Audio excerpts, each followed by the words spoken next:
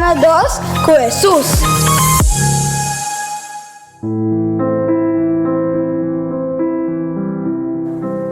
Nossa parte semana com o Salmo 37, versículo 30 e 31.